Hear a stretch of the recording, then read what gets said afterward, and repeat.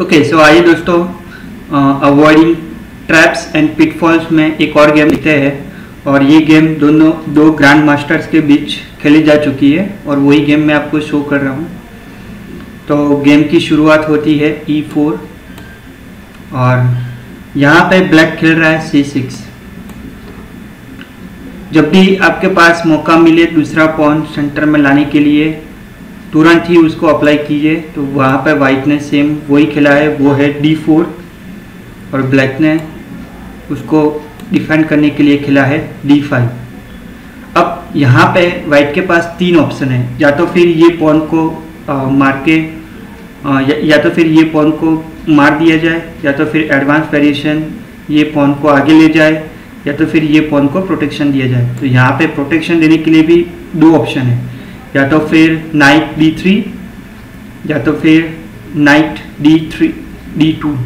लेकिन night D2 एक अच्छा सा ऑप्शन नहीं रहेगा क्योंकि वो क्वीन को भी ब्लॉक कर रहा है और बिशप को भी ब्लॉक कर रहा है।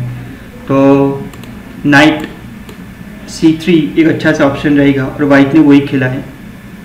और यहाँ पे ब्लैक ने खेला है D takes E4।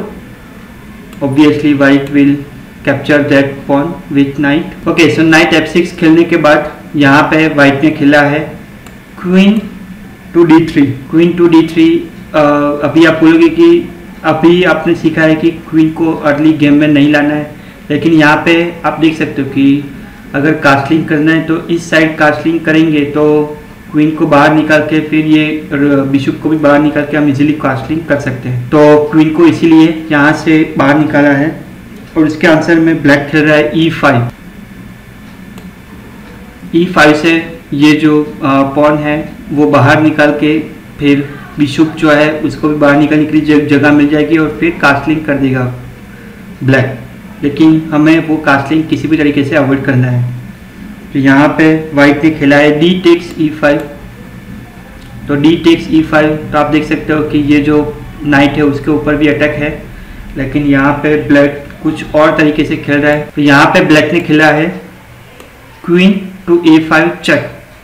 ऑब्वियसली ये चेक को ब्लॉक करना पड़ेगा और ये चेक ये पॉन से भी ब्लॉक हो सकता है, लेकिन यहाँ पे अच्छा सा move block with the bishop. तो साइमल्टेनियसली आप अपने ये जो बिशप है उसको भी डेवलप कर रहे हैं, साथ में क्वीन को भी अटैक कर रहे हैं और फिर कास्टलिंग के लिए भी आप रेडी हो सकते हैं। तो यहाँ पे ब्लैक ने खेला है queen E5, queen takes E5। जैसा हम सोच रहे थे ये वाइट कास्टलिंग की ओर सोच रहा था, तो वाइट ने कास्टलिंग कर दिया है लॉन्ग साइड और नाइट टेक्स E4।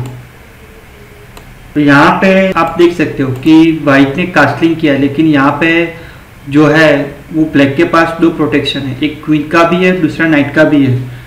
तो अगर कोई नॉर्मल इंसान खेलता है तो वो ये नाइट को प्रोटेक्शन करने की सोच रहा होता है, या तो फिर ये नाइट को यहाँ से बाहर निकालने की सोच रहा है। लेकिन यहाँ पे वाइट ने अच्छा सा मूव खेला है और वो है कास्टलिंग।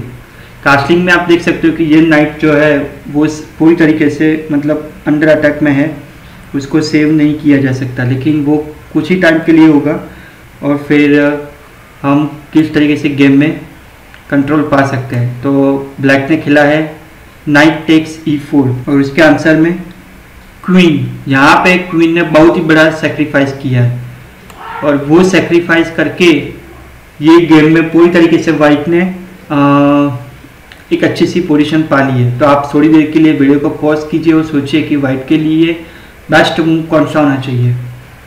और मैं आपको हिंट भी दे रहा हूँ कि क्वीन सेक्रीफाइस किया हुआ है, तो वाइट के लिए बेस्ट मूव है queen to D8 check. Obviously king के पास कोई ऑप्शन नहीं है, उसको वाइट की क्वीन को मारना पड़ेगा। और फिर यहाँ पे beautiful move by the white, bishop G5 check, double check. तो आप देख सकते हो एक साइड से रूक का भी चेक है और दूसरी साइड से बिशप का भी चेक है। तो जब भी गेम में डबल चेक आता है तो उसका मतलब किंग को ही कंपलसरी मूव होना पड़ता है, क्योंकि यहाँ से ये पॉन को आगे करके भी आप चेक को ब्लॉक नहीं कर सकते और ये रूक को भी मार के आप ब्लॉक नहीं कर सकते। तो जब भी डबल चेक होता है तो कंपलसरी किंग को ही मूव होना पड़ता है।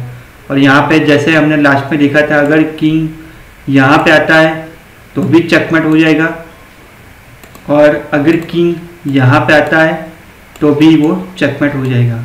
तो ये गेम थी दो ग्रैंड मास्टर्स के बीच।